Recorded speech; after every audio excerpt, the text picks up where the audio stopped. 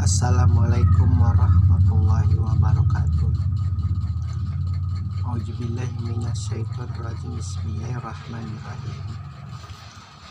Wa walidi wa ma balad. Dan demi pertalian bapak dan anaknya. Ketika Rasulullah mendapat situasi yang sangat sulit, ketika pelindung-pelindung beliau meninggal dunia satu demi satu, dimulai dari Abdul Muthalib, lalu kemudian Abu Thalib, dan terakhir Khadijah. Mereka yang benar-benar dari ujung kaki sampai ujung rambutnya itu benar-benar hidupnya hanya untuk menjaga Rasulullah, untuk melindungi Rasulullah dari kafiran kaum Quraisy, dari kejahatan kaum Quraisy, melindungi umat-umat Rasulullah yang sangat mendapat perlakuan tidak manusiawi dari kaum kafir Quraisy. Ketika pelindung-pelindung Rasulullah itu sudah tiada, mau tidak mau Allah yang menurunkan beliau, Allah yang menjaga beliau juga menyampaikan sesuatu kepada mereka yang mengadakan sayembara kepada Rasulullah, bahwa kepalanya itu berharga 100 onta. Dan dalam Sunni dikatakan juga Abu Bakar demikian, 100 onta. Lalu Allah berkata, demi negeri Mekah di mana Rasulku itu lahir, dan demi pertalian ayah dan bapaknya, karena beliau lahir tanpa ayah, ayahnya sudah meninggal, maksudnya bukan seperti Nabi Isa yang tanpa ayah. Aku ini Allah yang menciptakan alam semesta. Aku ini Tuhan yang menciptakan kalian, yang mendirikan Ka'bah atas nama Ibrahim. Itu secara tidak langsung aku dalam penjagaan demi pertalian seorang bapak yang akan selalu melindungi anaknya. Bapak yang normal itu selalu seperti itu DNA-nya. Genetikanya itu pasti seperti itu. Mau dia seorang bajingan, seorang tukang rampok, tukang pemerkosa, pertalian ayah dan bapaknya itu akan selalu demikian, tidak akan pernah putus, akan selalu melindungi anaknya pun demikian. Allah bersumpah atas hal-hal semacam itu. Jangan kau sakiti nabiku, jangan kau sakiti Rasulku yang sedang berusaha mengajak kau untuk kepada fitrah Ibrahim. Tiada berhala di Ka'bah, tiada kesesatan di Mekah, tiada kefakiran, kemiskinan, kejahatan, kejumutan yang sangat luar biasa, menghalalkan segala cara demi untuk mendapatkan kepuasan maksiat, kepuasan lanatullah, bisikan-bisikan setan yang sangat berkembang biak. Penyihir-penyihir hidup dalam suatu strata yang begitu tinggi. Raja-raja itu jika ingin berperang, jika ingin melakukan sesuatu rencana itu harus berkonsultasi dengan penyihir, meski mereka pun memiliki pendeta-pendeta agamanya. Luar biasa penyihir-penyihir pada masa itu. Sehingga akibatnya Allah itu bukan hanya nomor 2, jadinya mungkin urutan terakhir yang sudah tidak ada lagi di alam pikiran mereka. Pada saat itu pasti Allah akan menurunkan entah siapa di negeri manapun. Pasti ketika iblis itu sudah menguasai hampir seluruh hati manusia, pasti pun demikian di Mekah. Jadi kalau ada orang Islam yang berasa dia sebagai pelindung Islam, itu sangat konyol. Yang melindungi Islam itu Allah. Makanya padahal mereka sendiri loh yang mengatakan, di Syiah itu tidak ada hadis yang mengatakan bahwa ketika Mekah itu mau diserang oleh pasukan gajah, Abdul Muthalib sebagai pelindungnya malah cuek saja. Allah yang melindungi, kalau mau serang aja. Padahal Syiah tidak ada mengatakan hadis seperti itu. Abdul Muthalib tetap berusaha memperjuangkan itu Ka'bah agar tidak diserang oleh kaum gajah. Jadi aneh, di satu sisi mereka mempercayai kekuasaan Allah, namun di sisi lain juga mereka merasa takut. Saya bicara dengan internal nih, merasa takut dengan kemodernitas, merasa takut dengan sistem-sistem jahiliyah. Akhirnya apa?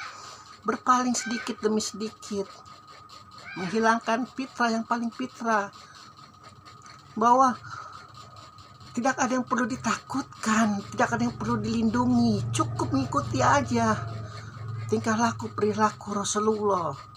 Jujur, gemar menjaga kebersihan, gemar menjaga persaudaraan antar tetangga, saudara semua.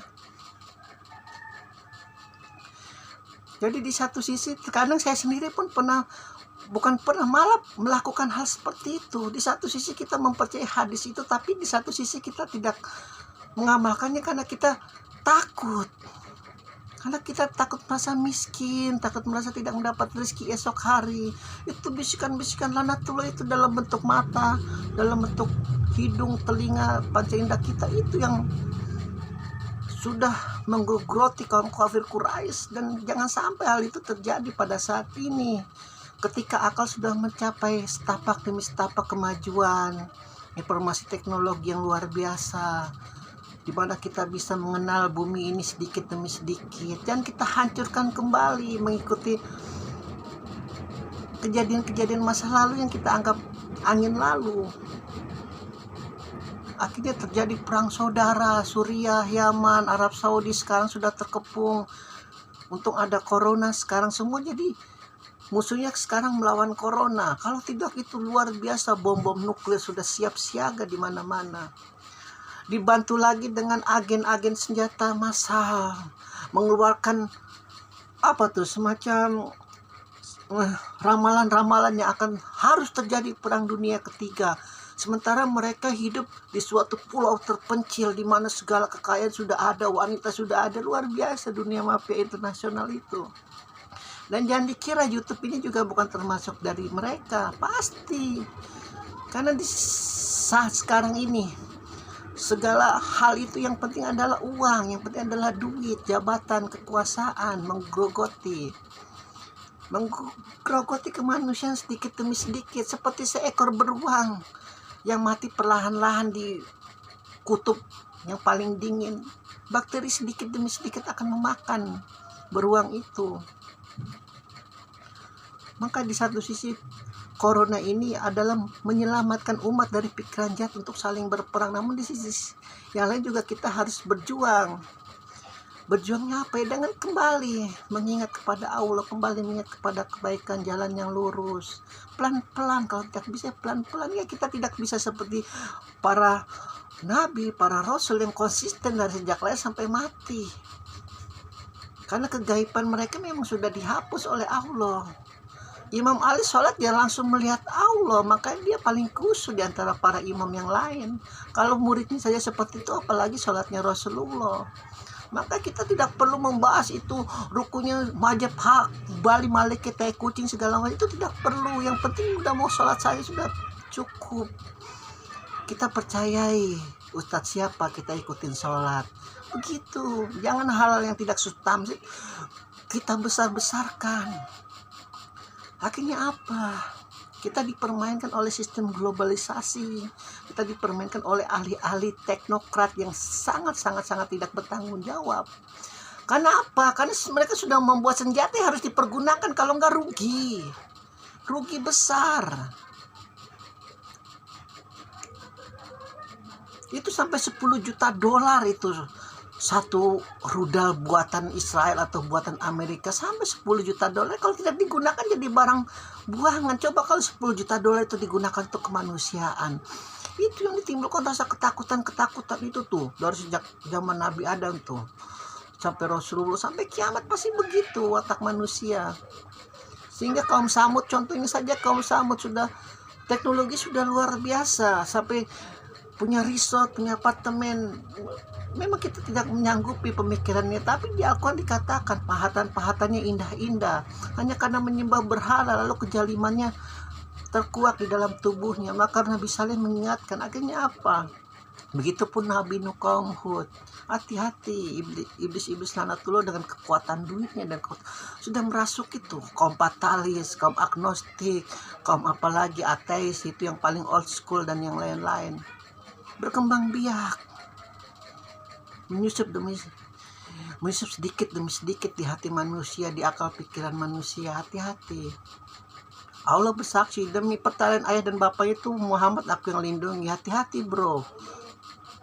Ya, alhamdulillahirabbil alamin.